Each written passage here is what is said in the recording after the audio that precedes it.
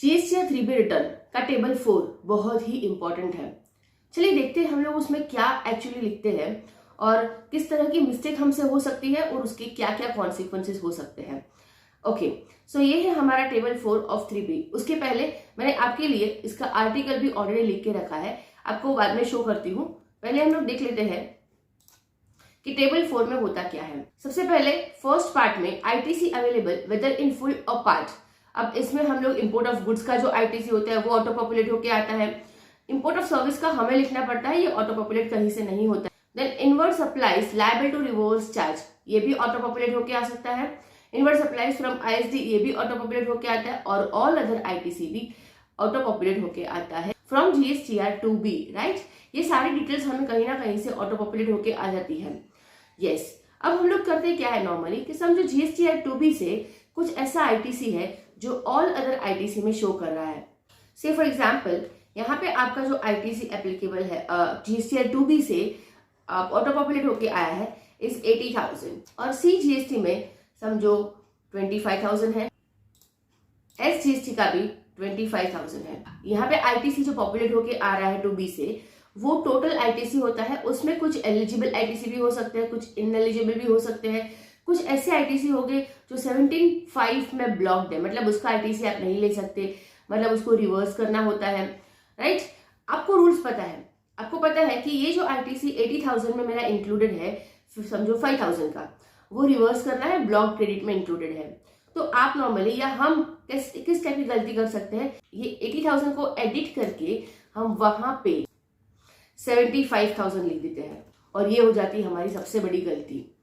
हमें यहाँ पे ये जो 2B से आईटीसी ऑटो पॉपुलेट होके आया है उसका करेक्शन नहीं करना है, उसमें कोई चेंजेस नहीं करने हैं। हमें जो बाइफर्केशन शो करना है वो नीचे दिए गए टेबल्स में करने हैं। यहाँ पे आपके लिए ऑलरेडी टेबल्स दिए हुए हैं, राइट। तो इन सारे टेबल्स में आपको ये सारा बाइफर्केशन शो करना है।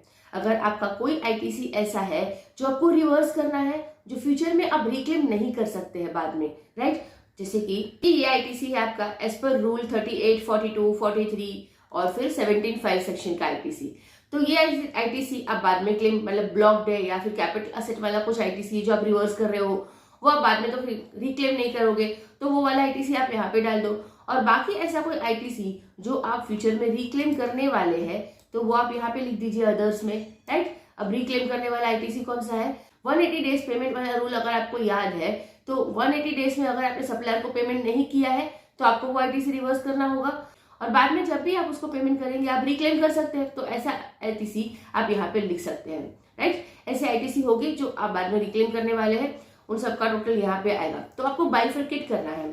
फिर नीचे आपके पास है पॉइंट डी, उसमें आप देख सकते हैं अदर डिटेल्स और यहाँ पे फर्स्ट पॉइंट में है आपके पास ITC claim which was reversed under table 4B। तो पहले आपने जो रिवर्स किया था वो आप रिक्लेम कर रहे हैं तो वो यहाँ पे लिख सकते हैं। और कुछ ऐसा आईटीसी है जो आप नहीं क्लेम कर सकते हैं, राइट। वो आईटीसी यहाँ पे आप ineligible ITC under section 16(4) and ITC restricted due to POS rules लिख सकते हैं। मतलब ऐसे कुछ प्लेस ऑफ सप्लाई की रूल्स है जहाँ पे वो आईटीसी आप क्लेम नहीं कर सकते, वो आपके लिए इनएलिजिबल हो जाता है। या फिर सेक्शन 16(4) में आईटीसी क्लेम करने की कंडीशन लिखी हुई है, अगर वो आप फुलफिल नहीं करते तो उसमें भी आपको आईटीसी इनएलिजिबल हो जाता है। सेक्शन 16(4) की जो कंडीशंस है उसकी वीडियोस ऑलरेडी मेरे चैनल पे है, आप जरूर उसे देखिएगा, उसकी लिंक मैं आपको डिस्क्रिप्शन में प्रोवाइड कर दूंगी, ठीक है। तो ये एक बहुत इंपॉर्टेंट है कि 3B में आप 3B रिटर्न में आप टेबल 4 में जो भी डिटेल्स डालते हैं उसका बाइफर्केशन प्रॉपर दे। अगर आप इसका बाइफर्केशन प्रॉपर नहीं दे रहे हैं तो इसकी नोटिस आना स्टार्ट हो गए हैं और उसकी पेनाल्टी के लिए कोई स्पेसिफिक प्रोविजन तो नहीं है अपने एक्ट में, लेकिन इसके लिए जनरल प्रोविजन ये लोग चार्ज कर रहे हैं और वो अप टू 25,000 हो सकती है। अगर आपको इससे कुछ इन्फॉर्मेशन मिली है या कुछ नॉलेज मिला है आप इसे लाइक कर दीजिए, लोगों तक शेयर करें ताकि वो भी इन गलतियों से बचे और 25,000 की पेनाल्टी उनको भुगतनी ना पड़े। और साथ में मेरे चैनल को सब्सक्राइब जरूर कीजिएगा। चलिए आगे बढ़ते हैं क्योंकि इसके लिए एक सर्कुलर आया था इन 2022, जुलाई 2022 का ये सर्कुलर है। मैंने आर्टिकल में पूरा सर्कुलर आपके लिए दे दिया है। जी हाँ, वो बताता है कि ऐसी मिस्टेक्स लोग जनरली करते हैं, अमाउंट करेक्ट कर लेते हैं जीएसटी या 2B से जो ऑटो रिफ्लेक्ट होता है और प्रॉपर बाइफर्केशन नहीं देते हैं। तो वो देना बहुत ही जरूरी है। जीएसटीआर टेबल 4 में जो भी मिस्टेक्स हमसे हो सकती है वो हमने देख ली। अब यहाँ पे और एक चीज दी है, अगर आप इंटरस्टेट सप्लाई करते हैं तो unregistered person, composition taxable person या यूआईएन होल्डर्स, तो उसकी भी डिटेल्स आपको टेबल 3.2 में प्रॉपरली देनी है। सारी डिटेल्स A to Z, पूरा state of supply properly select करना है आपको, उसमें taxable value, amount of integrated tax, मतलब यहाँ पे भी आपको मिस्टेक्स नहीं करनी है।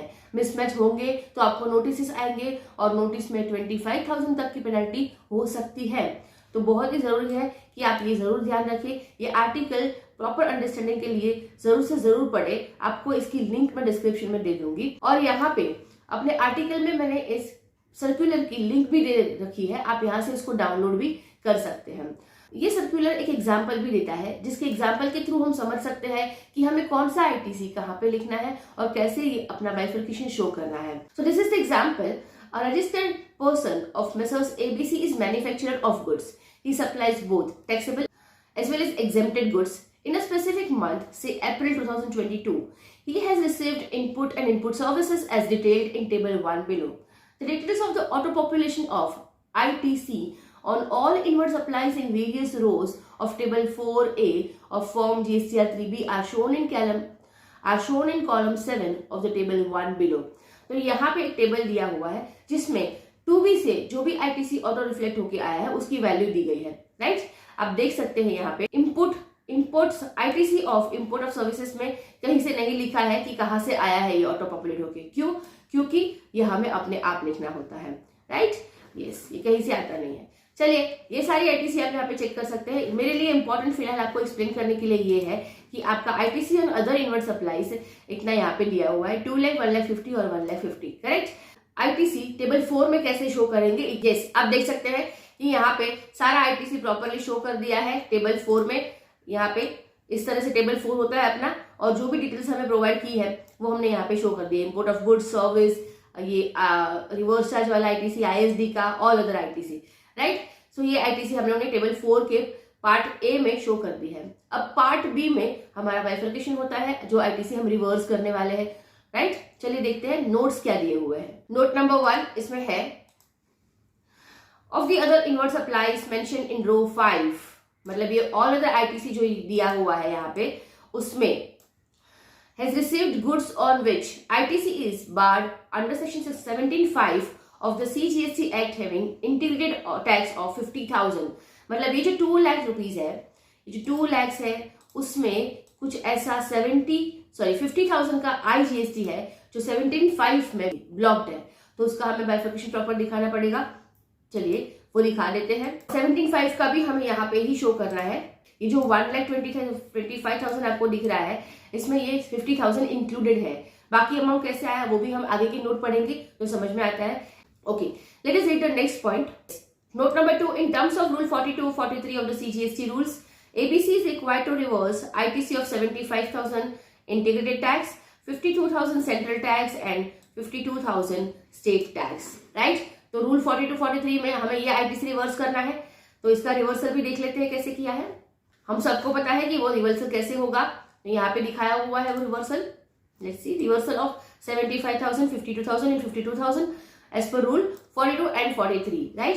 तो ये जो 1,25,000 है उसमें ये 75,000 42, 43 वाला IGST है और साथ में ये 50,000 वाला IGST है, राइट, जो 17(5) का है। तो वो दोनों मिला के 1,25,000। ओके, ये नॉट रिक्लेमेबल है, रिक्लेम हम नहीं कर सकते हैं बाद में। नेक्स्ट पॉइंट देख लेते हैं। Mrs. ABC had not received a supply during April 22 in respect of an invoice for an inward supply auto-populated in row having integrated tax of 10,000, right? उसका मतलब हमने कुछ ऐसी सप्लाईज है जो रिसीव नहीं की है, तो 2B में तो वो शो हो रही है लेकिन हमें उसको निकालना पड़ेगा क्योंकि सेक्शन 16(4) की कंडीशन फुलफिल नहीं हो रही है। जब तक गुड्स या सर्विस रिसीव नहीं कर लेते हैं हम आईटीसी क्लेम नहीं कर सकते हैं। This is the one of the condition to claim the ITC. तो सेक्शन 16(4) वाला कंडीशन क्योंकि फुलफिल नहीं हो रहा है तो ये हमें इनएलिजिबल आईटीसी में डालना पड़ेगा। तो यहाँ पे हमें अदर्स में शो करना है, जो आईटीसी हम रिवर्स कर रहे हैं वो अदर्स में हमें शो करना है 10,000, क्योंकि उसको हम बाद में रिक्लेम कर सकते हैं। नोट नंबर 3 का यहाँ पे आपको एक्सप्लेनेशन दिया हुआ है। ओके, चलिए नेक्स्ट पॉइंट देखते हैं। ABC has reversed 500 central tax and 500 state tax on account of 37 rule 37 that is where consideration was not paid to the supplier within 180 days. Again आपको ये रिवर्स करना पड़ेगा क्योंकि 180 डेज में payment नहीं किया, लेकिन इसको भी रिक्लेम कर सकते हैं बाद में, राइट। तो यहाँ पे आप चेक कर सकते हैं कि आपने अदर्स में ये आईटीसी शो किया है 500 क्योंकि बाद में वो आप रिक्लेम कर सकते हैं। इसका रिवर्सल आपको बाद में रिक्लेम करना है, राइट। तो यहाँ पे आपने ये वाला अमाउंट शो कर दिया है। तो इस तरह से बाइफर्केशन शो करना बहुत ही जरूरी है। आप यहाँ पे देख सकते हैं हमने सारी चीजें यहाँ पे बाइफर्केट की है। ओके, फिर next note we have is an amount of ITC of 10,000 central tax and 10,000 state tax ineligible on account of limitation of time period as delineated in subsection 4 of section 16 of the CGST Act has not been auto-populated in table 4A of form GSTR 3B from form GSTR 2B।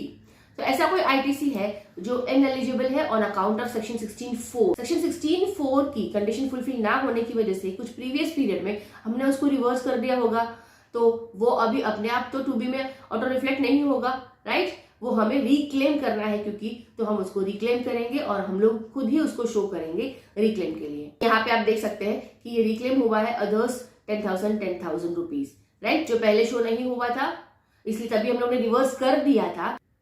और क्योंकि इस month में वो condition fulfil हुई है, वो 2B में तो नहीं दिखाएगा, लेकिन हमें पता है कि कंडीशन फुलफिल हो गई है तो हम इसको रिक्लेम कर सकते हैं, राइट। तो यहाँ पे हमें उसको रिक्लेम करना है। तो दिस इज हाउ हमें जीएसटीआर 3B का टेबल नंबर 4 फिल करना होता है। कभी भी प्रॉपर बाइफर्केशन प्रोवाइड करना होता है, ना करने पर, कुछ मिस्टेक्स होने पर और कुछ मिसमैच होने पर 25,000 की पेनल्टी आप पे लग सकती है। सो अगर इससे आपको कुछ इन्फॉर्मेशन मिली है, कुछ आपकी नॉलेज इंक्रीज हुई है, तो प्लीज इसे लाइक कीजिए, शेयर कीजिए, मेरे चैनल को सब्सक्राइब कीजिए, इससे मुझे मोटिवेशन मिलता है। अगर आपको कुछ क्वेरीज है तो आप मुझे कमेंट सेक्शन में पूछ सकते हैं या फिर मेरा टेलीग्राम ग्रुप भी ज्वाइन कर सकते हैं, जहाँ पे हम क्वेरीज डिस्कस कर सकते हैं।